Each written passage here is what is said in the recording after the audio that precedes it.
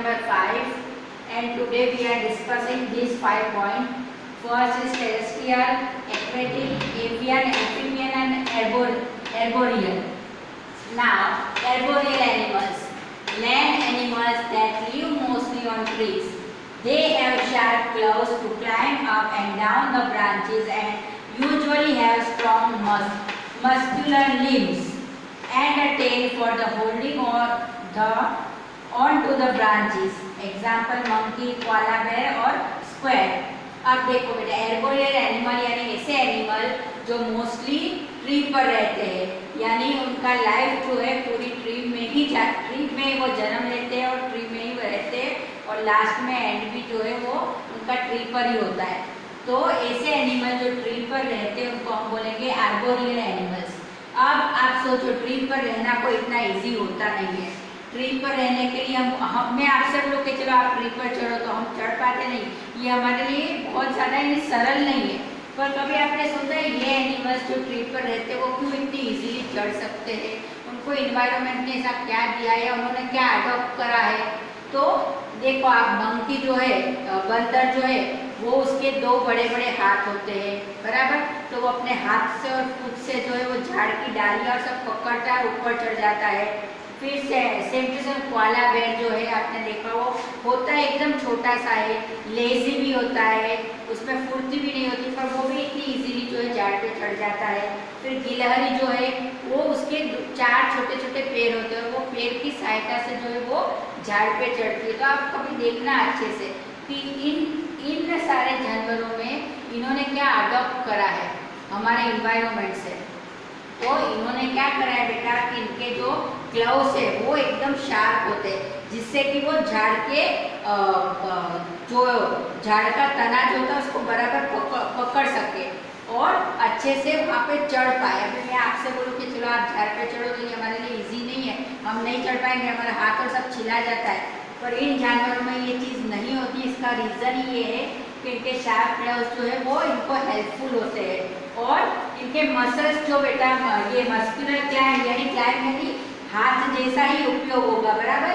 तो ये जो है वो स्ट्रॉन्ग होते हैं, इनकी पूंछ जो होती है वो भी इतनी स्ट्रॉन्ग होती है। तो ये अपनी किसी भी चीज़ से, यानी हाथ से, पूंछ से या अपने क्लाउस से, किसी भी चीज़ से जो है ये इजीली जो है वो झाड़ पे चढ़ सकते हैं। आपने कभी देखा हो तो देखो, अभी मैं बताऊँ, जैसे टाइगर या लायन आ जाता है तो फट से जो है ये मंकी, कोआला बेयर, स्क्विरल फट से ऊपर चढ़ जाते हैं। और अभी हम मेरे सामने लायन आए, आपके सामने लायन आए तो हम जो इजीली झाड़ पे नहीं चढ़ सकते। इसका रीज़न ये है कि हमारे पास इन्वायरमेंट में से हमने ये चीज़ अडॉप्ट नहीं करी है, ये हमारे पास नहीं है। पर इन जानवरों ने इनकी लाइफ बचाने के लिए इन्वायरमेंट से ये चीज़ अडॉप्ट कर ली है, इसलिए ये इनके लिए हेल्पफुल है। टेरेस्ट्रियल एनिमल यानी terrestrial living on the land rather then in water और एयर। ऐसे एनिमल जो लैंड पे ज़्यादा रहते हैं, जो पानी में सर्वाइव नहीं कर सकते हैं। Example cat, and, dog, tiger, leopard और बहुत सारे दूसरे जानवर। These animals have developed specific features that help them to survive and live on land. ऐसे एनिमलों के पास स्पेसिफिक फीचर्स होते हैं जो लैंड पे रहने के लिए सर्वाइव कर सकते हैं। देखो अभी मैंने अभी इन सारे जानवरों का नाम लिया, इन सब में एक कॉमन चीज़ क्या है, सबके पैर है और उन पैरों से वो फास्ट दौड़ते हैं और अपना शिकार जो है वो शिकार करेंगे, बराबर। यानी इनको ऐसी हमारी इन्वायरमेंट ने ऐसा उनको फीचर्स दिए हुए कि वो जो है अपनी लाइफ सर्वाइव कर सके लैंड पे। हम जो है, हम ह्यूमन है, हमको हमारी लाइफ सर्वाइव करने के लिए किस पे डिपेंड होना पड़ता है?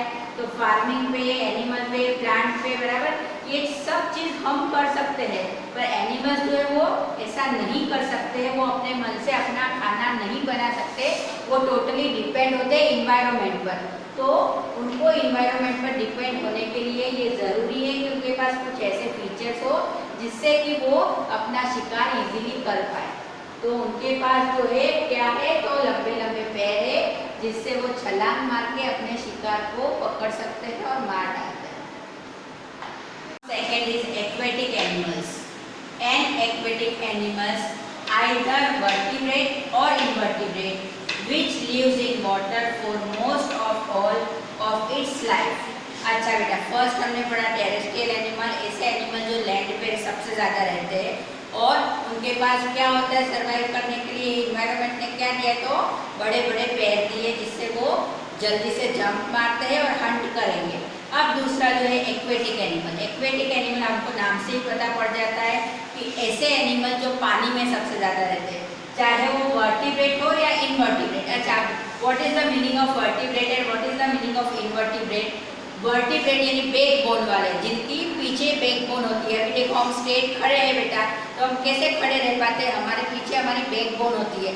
आपको पता है यहाँ से लेकर यहाँ तक जो हमारा पोर्शन होता है वो हमारी स्पाइनल कोड होती है और उसी वजह से जो है हम स्ट्रेट खड़े हो पाते हैं, नीचे बैंड हो पाते हैं, सारी चीज़ होती है।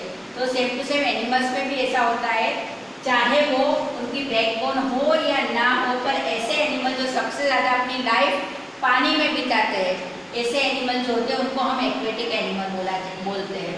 अब उसमें हमारे पास एग्जाम्पल है फिश, फिर टेडपोल, फिर क्रोकोडाइल। क्रोकोडाइल तो सभी में आता है, एम्फीबियन में भी आएगा बेटा, पर वो भी मोस्टली पानी में तो रहता है। अभी हमारे दिमाग में दूसरी बात ये आती है कि फिश जो है वो पानी में रहती है, तो वो सांस कैसे लेती है?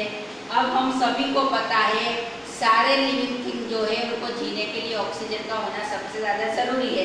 तो फिश भी जो है वो लिविंग है, तो वो पानी में कैसे सांस लेगी बेटा? कभी आपने सोचा है?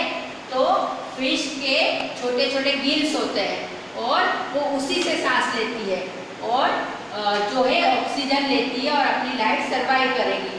और पानी में रहने वाली छोटी छोटी अलगी जो होती है, आपको पता है लील, शेवाड़ बोलते हैं जिसे हम गुजराती में, वो शेवाड़ जो है ये फिश खाती है और बड़ी मछलियाँ जो है वो इन छोटी मछलियों को खाती है। यानी हमारा इकोसिस्टम जो है वो व्यवस्थित चलता रहता है। बेटा जो बड़ी मछलियाँ हैं जैसे कि शार्क, व्हेल, डॉल्फिन, ये सारी फिश जो है वो सांस लेने के लिए बाहर आती है। आपने देखा तो ये सारी मछलियाँ बाहर जंप मारती है। ये मिनिमम, ये बड़ी मछलियाँ मिनिमम 1 आवर अंदर रहती है, उसके बाद वो वापस बाहर आती है और सांस लेकर वापस अंदर जाती है। यानी इन शॉर्ट आपको आज ये पता पड़ी कि फिश जो है वो अपने गिल्स से सांस लेती है, वो अपने लंग्स में जो हवा भरती है और उससे वो सांस लेती है, और बड़ी मछलियाँ जो है वो सांस लेने बाहर आती है। एवियन और एरियल बोथ आर सेम, दोनों ही बेटा सेम है। एवियन जो है वो बायोलॉजिकल नेम आता है और एरियल जो है वो हम बोलते हैं, एरियल मीन्स हवा में उड़ने वाले। तो हवा में उड़ने वाले क्या होते हैं? बर्ड्स होते हैं। तो this word is related with birds, बराबर। अब bird use their wings to fly. Birds जो है हमको पता है वो सभी उड़ने के लिए क्या करेंगे? अपने पंख का उपयोग करते हैं और उड़ते हैं। फिर the wings are actually the fore limb. अब हमारे पास तो हमारे अपने हाथ है बेटा, काम करने के लिए हमारे अपने हाथ है, पर बर्ड्स के पास उनके अपने हाथ नहीं है, तो उनके विंग्स जो है वो हाथ के जैसे ही उनके लिए काम करेंगे। Birds like the ostrich, emu, काजोवरी can not fly but they are good runner. अब ये बर्ड्स जो है आपने नाम सुने होंगे बेटा, ऑस्ट्रिच हमने देखा, ये सब बड़े बड़े बर्ड्स हैं और ये जनरली हमको ग्राउंड में देखने मिलते हैं। तो ये जो है इतना उड़ नहीं सकते हैं बर्ड के कंपैरिजन में, पर ये जो है दौड़ने में मास्टर होते हैं। House fly, mosquito, butterfly are flying insect. अब आपके दिमाग में तुरंत ही हमको ऐसा ट्यूबलाइट होती है कि मैडम आप ऐसा बोल रहे हो, उड़ने वाले जो है वो ब्लड है, वो बर्ड है। तो हाउस फ्लाई, मॉस्किटो और बटरफ्लाई भी तो उड़ते हैं, पर वो जो है बेटा वो बर्ड में नहीं आते, उनको हम किस में लेंगे? इंसेक्ट में, बराबर। तो एवियन जो है, एवियन क्या होता है? तो एवियन जो है वो बर्ड्स होते हैं और बर्ड से रिलेटेड सारी चीज़ें जो है वो मैंने आपको यहाँ पे बताई। अब दूसरा मैं आपको और बता दूँ, by moving the wings up and down, birds push themselves through the air. The body of birds are small and light, making it easy for them to fly.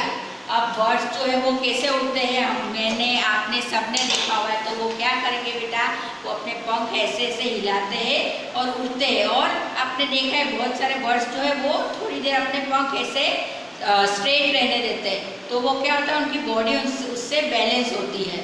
तो ये जो है वो एवियन हमारा पूरा हुआ। हमने टोटल अभी 3 चीज़ें पढ़ी, टेरेस्ट्रियल, एक्वेटिक और एवियन, और अब हमको फोर्थ जो पढ़ना है वो है amphibian. Amphibians. Amphibians are a kind of animals. Amphibians are always found near water. Frogs, salamander, newts and toads are the most common amphibian. अच्छा, फर्स्ट ऑफ ऑल मुझे बताओ एम्फीबियन यानी क्या होता है बेटा?